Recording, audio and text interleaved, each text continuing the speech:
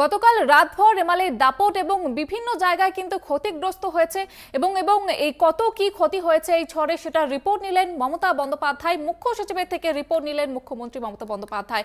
এবং রেমালে রাজ্যের সবথেকে বেশি ক্ষতিগ্রস্ত হয়েছে সুন্দরবন, এমনটাই জানা যাচ্ছে। এবং কোথায় কত ক্ষতির পরিমাণ সে বিষয়ে কিন্তু জানতে চেয়েছেন মুখ্যমন্ত্রী মমতা বন্দ্যোপাধ্যায়। যেমনটা জানা যাচ্ছে, এখনো পর্যন্ত 1200-রও বেশি বিদ্যুৎ খুঁটি উপড়ে গিয়েছে। রাজ্য জুড়ে 1500-এরও বেশি ক্যাম্পও চলছে এবং কলকাতায় পাম্প চালিয়ে জল বের করার কাজ করা হচ্ছে। ইতিমধ্যে ক্ষয়ক্ষতি নিয়ে জেলা শাসকদের থেকে রিপোর্ট তলব মুখ্য সচিবের।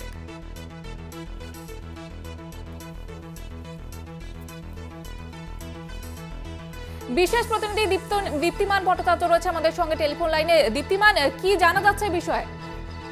দেখো, যেটা জানা যাচ্ছে এখনো পর্যন্ত কিন্তু রেমাল নিয়ে বিস্তারিত রিপোর্ট মুখ্য সচিবের কাছ থেকে মুখ্যমন্ত্রী চেয়ে পাঠিয়েছেন এবং বেশ কিছুক্ষণ আলোচনা হয়েছে। মুখ্য সচিব ইতিমধ্যেই প্রত্যেকটি জেলা শাসকের সঙ্গে কিন্তু তিনি কথা বলেছেন, কোথায় কি খবর, কোথায় কি হয়েছে। এখনো পর্যন্ত যে জানাচ্ছে, রেমালে দুজনের মৃত্যু হয়েছে, একজন দক্ষিণ চব্বিশ পরগনা আর একজন মৃত্যু হয়েছে কলকাতায়।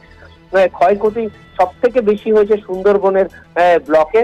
যেটা জানা যাচ্ছে, সেখানে এখনো পর্যন্ত প্রায় 1200-র বেশি বিদ্যুৎ খুঁটি পড়ে গেছে, তার মধ্যে 300-র বেশি ইলেকট্রিক পোল শুধুমাত্র দক্ষিণ চব্বিশ পরগনা জেলাতেই পড়েছে। সুন্দরবন ব্লকে 300-রও বেশি বাড়ি এখনো পর্যন্ত জানা যাচ্ছে ক্ষয়ক্ষতি হয়েছে।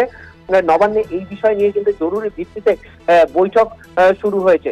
তবে এখন যেটা জানা যাচ্ছে যে এই যে পুরো বিষয় রয়েছে, এই পুরো বিষয় নিয়ে কিন্তু ইতিমধ্যেই যে কোথায় কোথায় ক্যাম্প চালানো হবে, কি করা হবে, কিভাবে এই দ্রুততার সঙ্গে এই উদ্ধার কার্য করা হবে, কোন কোন মানুষকে কোনখানে সেফ শেল্টারে নিয়ে যাওয়া হবে, এই দিকে কিন্তু এখন জোর দেওয়া হয়েছে এবং সেইভাবেই কিন্তু ইতিমধ্যেই ব্যবস্থা গ্রহণ শুরু করেছেন মুখ্য সচিব।